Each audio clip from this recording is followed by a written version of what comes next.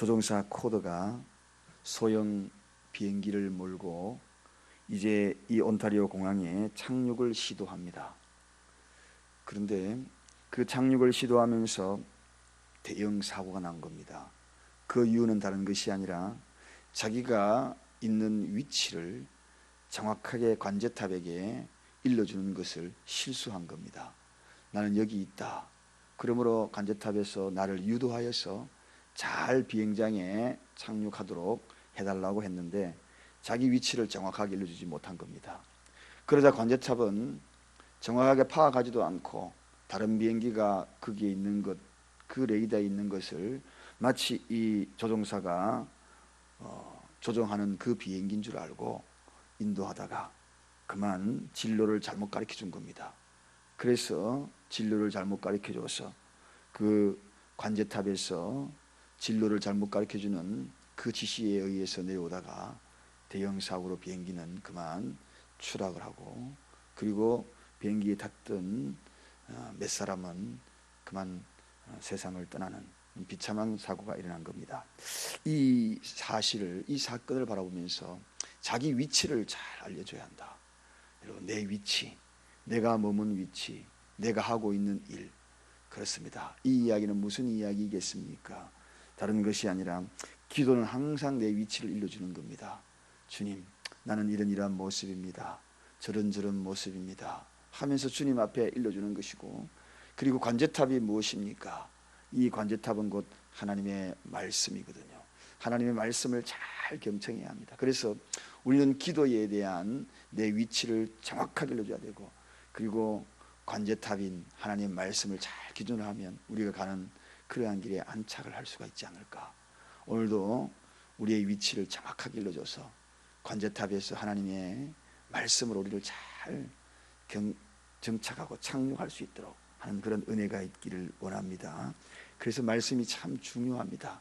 세상의 그 어떤 말씀에 귀를 기울이지 말고 정확한 관제탑인, 정확한 살아 역사하시는 진리의 말씀에 우리가 관제탑을 삼고 있기에 오늘도 우리의 인생에 있어서 제대로 된 착륙을 하지 않을까 하는 생각이 들어갑니다.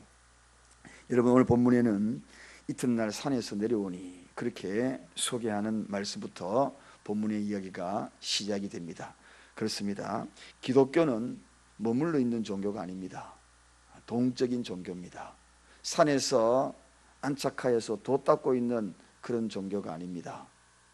내려오는 일이 또 따로 있습니다. 그래서 산에서 해야 될 일이 따로 있고요, 그 다음에 산 아래에서 해야 될 일이 따로 있습니다. 교회에서 해야 될 일이 따로 있고요, 그리고 교회 밖에 가서 해야 될 일이 따로 있는 겁니다. 이 베드로와 야고보 요한이 여기가 좋사오니, 산꼭대기가 얼마나 좋겠어요. 예수님도 있고 모세 엘리야, 거기서 집 짓고 여기서 알콩달콩 한번 멋있게 행복하게 살아봅시다. 그렇게 이야기하니까 예수님이 이제 산 아래로 인도하는 그러한 대목이 이어지거든요. 산 아래에서 할 일이 있다는 겁니다. 저와 여러분에게도 교회에서 하나님의 말씀을 듣고, 그리고 이 교회를 벗어나서도 해야 될 일이 있다는 것입니다. 그래서 산 위에는 구원의 사역의 목적을 위한 그러한 것들이 산 위에 있다면, 이제는 산 아래는 구원의 사역의 그 위한 사명이 우리를 기다리고 있다는 것입니다. 그래서 이 산 아래는 항상 사명의 눈으로 바라봐야 된다는 겁니다. 산 위에는 항상 주님을 사모하는 그러한 믿음의 눈, 충전하고 영적인 충전을 해야 했다면, 산 아래는 사명의 눈, 그 사명의 눈을 가지고 가야 한다는 것입니다. 그렇다면 이 사명의 눈은 어떤 눈으로 바라봐야만 그 사명이 더욱더 불타오를까? 바로 긍휼의 눈을 가졌을 때 그 사명의 눈은 확실하게 우리에게 더 강하게 다가오는 겁니다. 세상에 우리가 나아가서 산 아래에서 해야 될 일들을 그저 어슬렁어슬렁 누군가를 만나는 그 만남의 대상으로 만난다면 결코 우리는 산 아래의 그 일을 감당할 수 없을 것이고, 나에게 무슨 일이 이 산 아래에 있는지도 아예 생각지도 못하는 겁니다. 그러나 이 긍휼의 눈은 해야 될 일들이 곳곳에 보이는 거죠. 곳곳에. 이 긍휼의 눈이 누구의 눈입니까? 예수 그리스도의 눈이거든요. 오늘 본문에도 바로 이 산 아래에 내려오자마자 그 누군가를 만나게 됩니다. 스치고 지나갈 수 있지만, 그러나 긍휼의 눈은 그의 발걸음을 멈출 수밖에 없게 하는 그러한 환경과 상황을 만들더라는 것입니다.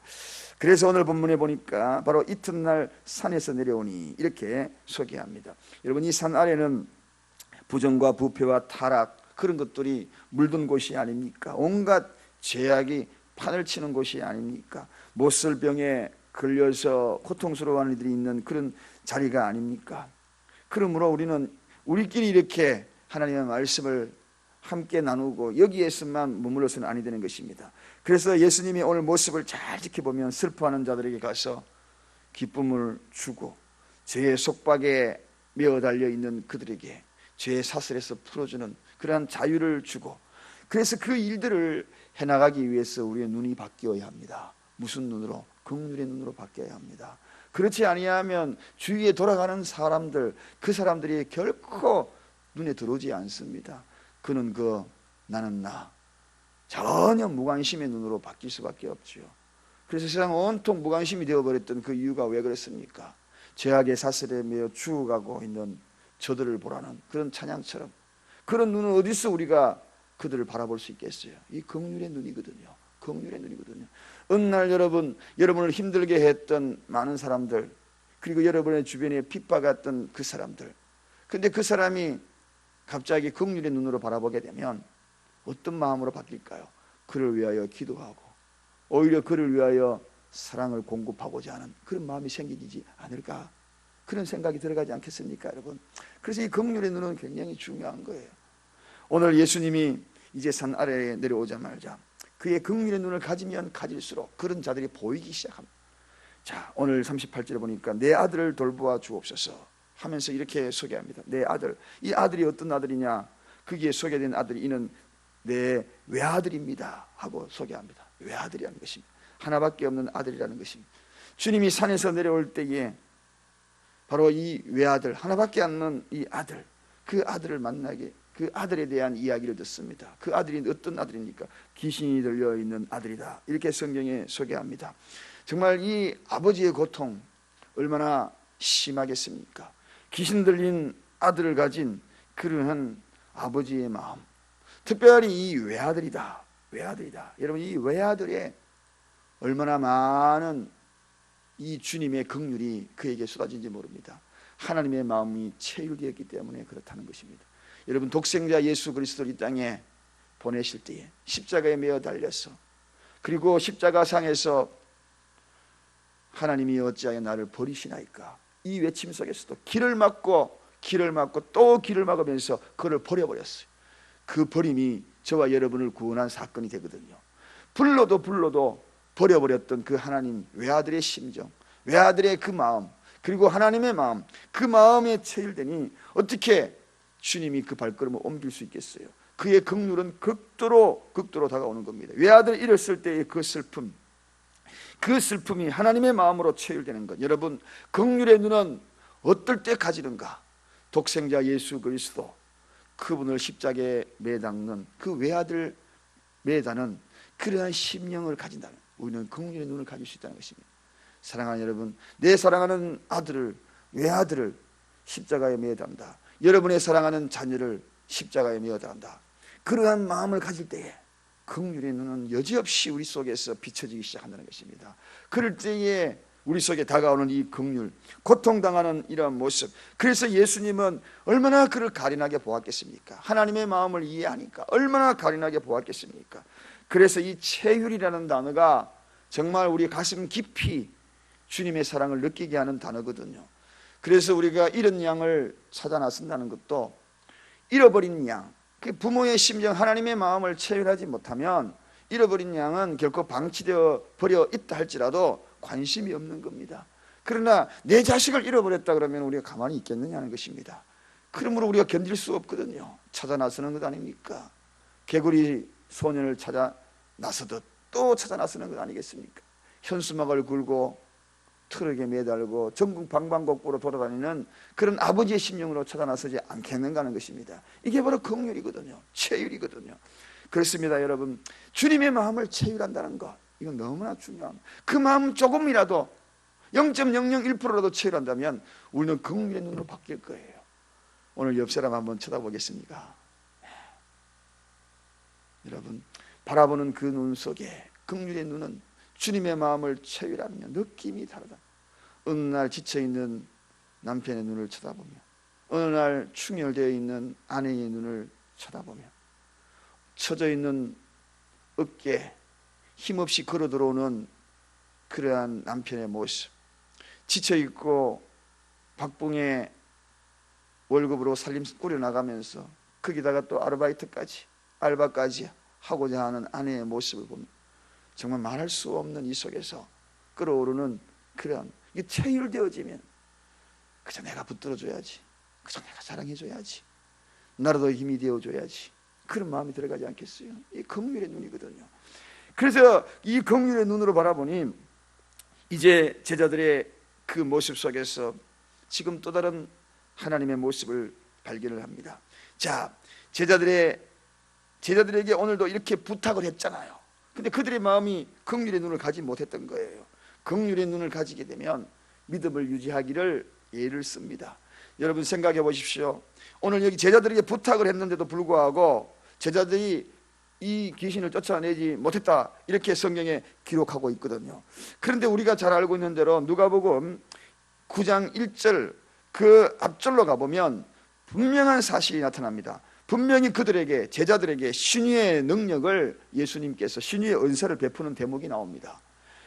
은사를 분명히 베풀었어요. 누가복음 9장 1절에서 6절 특별히 제자들에게 신유의 능력을 주었어요. 그리고 그들도 실제 신유의 은사를 베풀음을 말하면 병자들을 치료한 기억이 이 앞절에 조금 앞에 나오는데 오늘 이 대목은 하지 못했다는 겁니다. 그 이유가 왜 그런가 하는 것입니다. 무슨 일 때문입니까? 그 능력이 다 어디 갔는가 하는 것입니다. 여기에 우리가 알아야 될 것이 있습니다. 사랑하는 여러분, 은사도 기도하지 아니하고 간직하지 아니하면 떠나간다는 것입니다. 하나님이 나에게 베풀어 주신 이 은사도요, 그 간직하기 위하여서, 보존하기 위하여서 기도하지 아니하고 믿음을 유지하지 아니하면 그 은사 떠나가는 겁니다. 어느 날 갑자기 여러분, 과거에 방언의 은사를 받았던 그런 분들도 보니까 갑자기 꺼부러져 버리는 그 모습들이 사라져 버린 경우가 너무나 많거든요. 그 이유는 왜 그런지 아십니까? 언제나 그 기도 생활이 유지되지 아니하면 떠나가 버립니다. 은사 떠나가 버리는 거예요. 배터리가 방전하면 떠나가 버리는 겁니다. 사랑하는 여러분, 그래서 오늘 이 제자들이 그 앞에 얼마 전에 그 은사를 받아가지고 능력 망행했잖아요. 그럼에도 불구하고 그 신유의 은사를 특별히 제자들에게 주었다라고 성경에 기록되고 있는데 떠나가 버린 거예요. 이 일은, 그 능력을 보존하는 길은 바로 이 기도다. 계속 이 기도다. 그래서 예수님께서도 수시로 무시로 항상 기도로서 새로운 힘을 충전하고, 그리고 그 힘으로 모든 일들을 감당해내는 것을 보게 되더라는 것입니다. 자, 그리고 난 다음에 예수님이 이 더러운 귀신을 쫓아내 버립니다. 그리고 이제 편안히 그의 갈 길을 가게 합니다. 긍휼의 눈은 이렇게 만남을 통하여서 치료하고 치료받고 모두에게 자유를 주고, 그러면서 마지막에 오늘 본문의 44절에 느닷없이 예수님이 오늘 44절에 뭐라고 이야기합니까? 본문을 보니까 이 말을 너희 귀에 담아두라. 인자가 장차 사람들의 손에 넘기우리라 하시되, 느닷없이 지금 귀신 들린 이 외아들을 고치고 난 다음에 왜 이런 이야기를 할까요? 마지막 긍휼을 선포하는 겁니다. 십자가상의 긍휼을 선포하는 거예요. 이제 인자가 저의 손에 넘기우면 너희들은 어떻게, 그것으로 실망하지 말고 믿음 잘 지켜라, 끝까지 지켜나가라 하면서 제자들의 한 사람 한 사람 눈을 더 맞추고 보니까 참으로 연약한 그 믿음을 예수님의 눈으로 지켜보니까 너무 안타까운 거예요. 그래서 사랑하는 제자들아, 내가 비록 십자가에 넘기운다 할지라도 그 믿음 잘 지켜야 한다. 믿음 잘 지켜야 한다. 기도하고 믿음 잘 지켜야 한다. 아니, 내가 병 고치는 은사, 귀신 쫓는 은사까지 내가 특별히 너 제자들에게 허락했지 않느냐? 근데 그거 다 소멸되었지 않느냐? 믿음을 잘 지켜야 한다. 마지막 이런 부탁을 하신 거예요. 사랑하는 여러분, 오늘도 이 시간에 우리가 이 긍휼의 눈은 이런 마지막 십자가에 매어 달리는 것을 미리 예언하면서까지도 또 바라보는 끊임없는 그의 사랑, 이것이 주님의 눈빛이었어요. 오늘도 이것을 체휼하고 우리 주변을 바라보면 모두가 다 사랑의 대상이 아니겠습니까? 모두가 다 주님이 우리에게 보내주신 하나님의 사람들이 아니겠어요? 이 눈으로 오늘도 하루의 삶을 적용해 나가면서 오늘도 우리의 발걸음을 옮겨 나가는 저와 여러분 되시기를 간절히 축원드립니다. 기도하겠습니다. 하나님 아버지 감사합니다. 산에서 해야 될 일이 있고 산 아래에서 해야 될 일이 있듯이 오늘도 이 새벽에 나와서 말씀으로 우리를 경책하시고 이 말씀을 통하여 관제탑에서 지시하는 대로 오늘 하루를 행하기를 원합니다. 이렇게 나아갈 때마다 하나님이여 우리의 눈이 긍휼의 눈이 되기를 원합니다. 아버지 세상 가운데 긍휼의 눈으로 바라보게 하시옵소서. 주변부터 그런 눈으로 바라보게 하여 주옵소서. 그 눈 속에 비춰진 대상들이 하나님이 그토록 사랑하는 잃어버린 영일 수도 있고 내가 베풀어야 될 사랑의 대상일 수도 있습니다. 방치하고 방관하지 아니하도록 도와주옵소서. 안타까운 것은 우리에게 베풀어 주신 은혜가 너무나 많은데 우리가 지켜야 될 믿음의 분량이 너무나 많은데 어느 날 돌아보니 그 사랑도 식어버렸고 어느 날 돌아보니 그 믿음도 소멸되어 버렸고 기도의 능력도 그런 은사들도 소멸되어 버렸지는 않는지 하나님 아버지 오늘 제자들이 그렇게 할 수 없었던 그 이유들을 깨달아서 우리가 이것을 간직하기 위하여서 끊임없는 기도로 무장하게 하시옵시고 말씀으로 무장하게 하여 주옵소서. 오늘도 이와 같은 말씀을 가만히 가슴에 새기면서 긍휼의 눈으로 나아가는 우리 모두의 발걸음이 되게 하여 주옵소서. 예수 그리스도 이름으로 간절히 기도드리옵나이다. 아멘. 찬송가 458장입니다.